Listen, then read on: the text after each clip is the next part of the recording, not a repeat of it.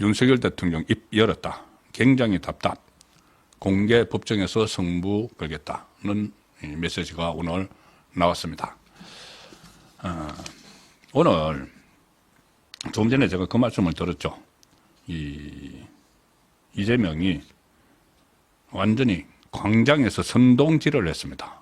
광장에서 물리적 충돌이 일어날 수도 있는 그 상황에서 선동을 했는데 본인의 목적 달성을 위해서라면은 국정도 완전히 마비시킬 수 있다는 그런 말이 대변인 입에서 나왔습니다. 뭐냐면은 한독수 대통령 권한 대행뿐이 아니고 국무위원들을 줄 탄핵을 할 수도 있다. 아주 섬뜩한 이야기입니다. 잘 들어보시면은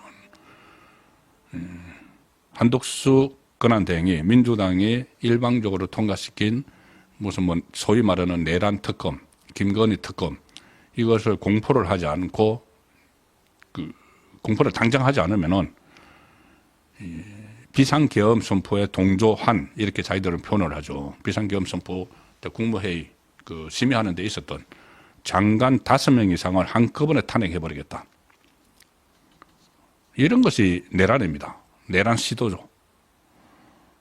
노정면 원내대변인이 오늘 김어준 유튜브에 출연해서 아예 보고를 합니다. 김어준에게. 우리 이렇게 하려고 해요. 김어준에게 뭐라고 보고를 하냐면은 국무위원이 총원 16명인데 그중에서 지금 박성재 법무부 장관이 직무 정지가 되어 있기 때문에 15명이 남죠. 그런데 5명을 탄핵을 하면은 국무회의에서 아무것도 의결을 못한다. 11명 이상이 돼야지 의결을 하죠. 10명 되면 국무회의에서 아무것도 못한다.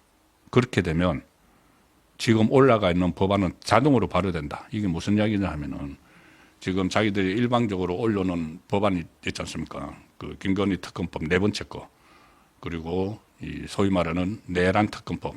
이게 국무회의에서 아무 처리도 못하니까 처리도 못하고 이것을 공표도 하지 않고 거부권 행사 못하고 하면은 나중에 자동으로 이게 발효가 될 수 있다. 그것까지 다 우리가 지금 따져봐야 된다. 한마디로 말해서 국무회의를 아예 마비시켜버리겠다는 겁니다. 국무회의 마비. 국무회의가 이게 뭐 이런 것만 하는 게 아닙니다. 국민 생활에 관련된 모든 것들을 다 최종 의결을 해야지 그게 정책으로 되고 국민을 위한 정부가 운용을 하는 것이죠. 근데 그걸 마비시켜버리겠다. 왜? 한독수가 말 안 듣는다고. 이재명이 시킨 대로 고분고분 하지 않는다고. 아예 그러면은 국무회의를 마비시키겠다. 이 이야기까지 지금 하고 있습니다. 국정을 마비시키겠다는 거죠. 이재명의 시간표대로 빨리빨리 탄핵을 하고 수사도 하고 해서 윤석열 대통령을 직무정지가 아니고 완전히 쫓아내고 그 상황에서 조기 대선 치러지면은 이재명 대법원 확정 판결 나오기 전에 대선에 도전해야 되니까는 그거를 하기 위해서는 국정 마비하고 국민 생활에 혼란 주는 거. 조금 전에 이재명은 본인이 메시지를 통해서 광장을 향해서 선동을 했죠. 이것은 입법 선동을 하겠다는 겁니다. 입법이 아니죠. 정상적인 입법이 아니죠.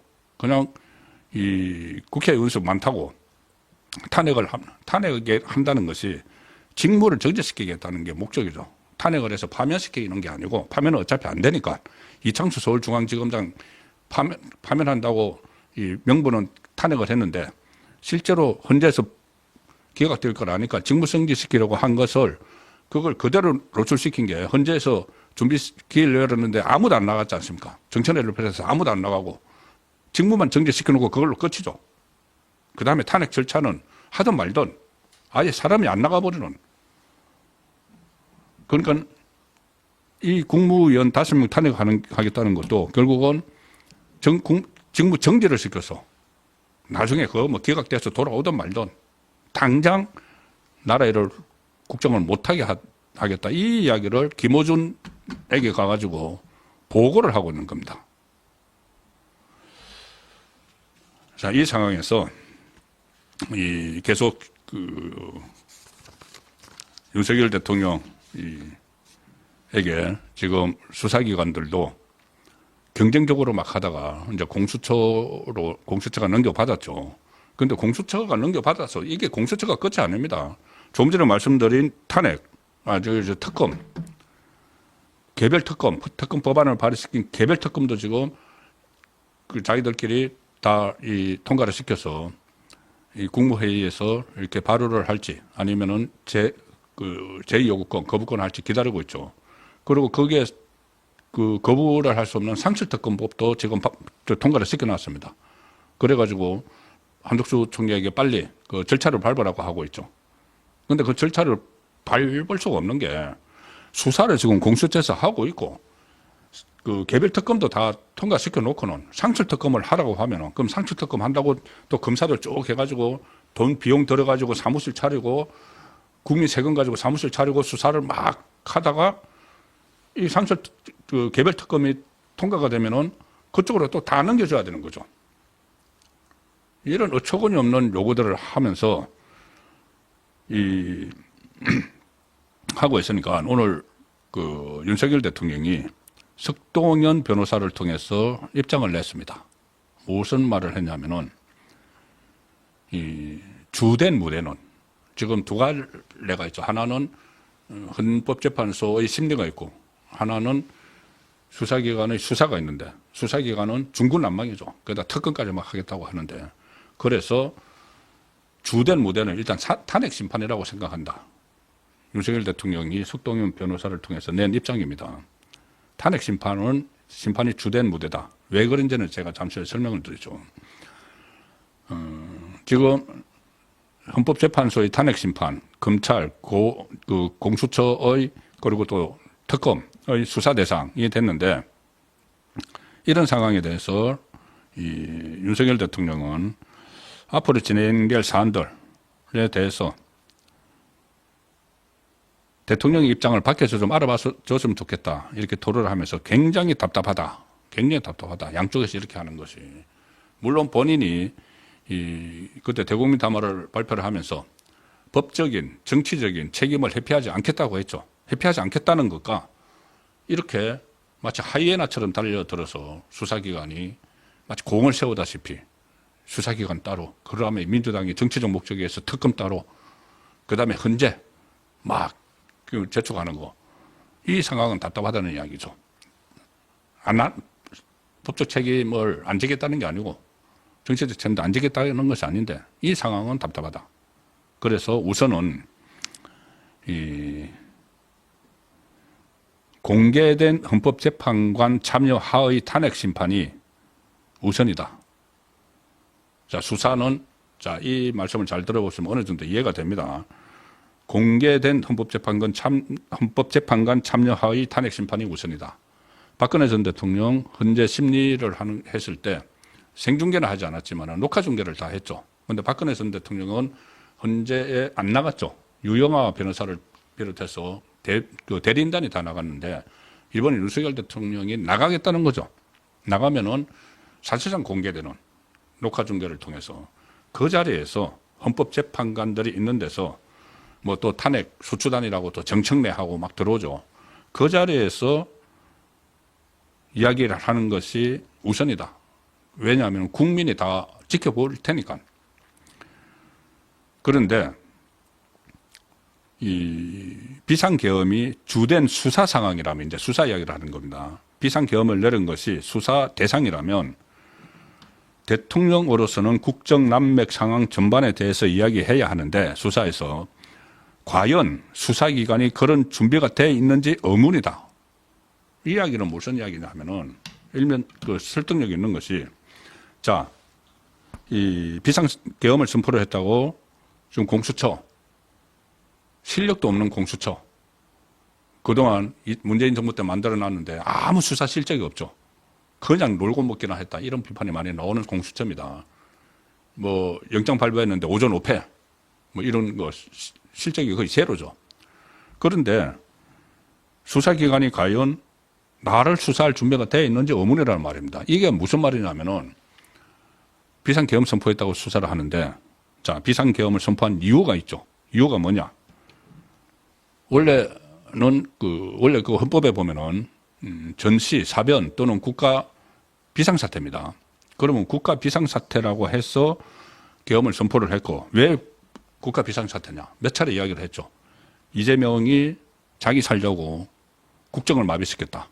예산 폭거를 하고 무차별 탄핵해서 직무정지시키고 공무원들, 장관들, 검사들. 그렇기 때문에 국정 마비된 상태라고 국가 비상사태라고 보고 내가 이 계엄을 선포한 건데 그걸 수사기관에서 일일이 이야기를 다 한다고 그거를 이해하겠느냐 수사관들이 그걸 알아듣겠느냐 이거죠. 그래서 그것보다는 헌재에서 직접적으로 국민이 보는 자리에서 이야기를 하는 게 우선이다. 수사는 좀 이따 하자. 그런 이야기입니다. 이 이야기를 하죠. 석동인 변호사가 수사와 탄핵을 피하겠다는 것이 아니고 지금 탄핵 수찬이 국회 본회의를 통과한 지난 14일 이후 이제 열흘 됐는데 이 상황에서 지금 헌법재판관도 사실 뭐 6명 뿐이고 과연 심리를 할 수 있는지 의문이고 준비가 다 안 돼 있다는 겁니다. 그리고 헌법재판소가 27일로 정한 탄핵 심판 첫 변론 준비 기일도 일정상 무리하기도 하고 비상계엄 하나 가지고 윤석열 대통령이 수사를 받고 탄핵을 뭐 한다고 이렇게 이야기를 하는데 어쨌든 이 상황이 굉장히 답답하다는 토로를 했다 이렇게 전했는데 제가 말씀드리는 거는 그러니까 이 수사 거부 선언 제가 이렇게 뭐 썸네일은 달았지만은 완전히 거부하겠다는 것이 아니고 지금 단계로서는 탄핵에 집중을 해야 된다. 그래서 왜 비상계엄을 선포했는지를 국민에게 알리는 게 우선이다. 이런 메시지가 나왔다는 것을 말씀을 드리는 겁니다. 지금 이 두 가지 사안이 있는데 그 윤석열 대통령에게 닥친 두 가지 사안은 그것은 하나는 헌법재판관 헌재죠. 헌재의 6인 체제 뭐 이 문제가 하나 있고 또 하나는 특검입니다. 특검 조금 전에 말씀드린 이제 수사인데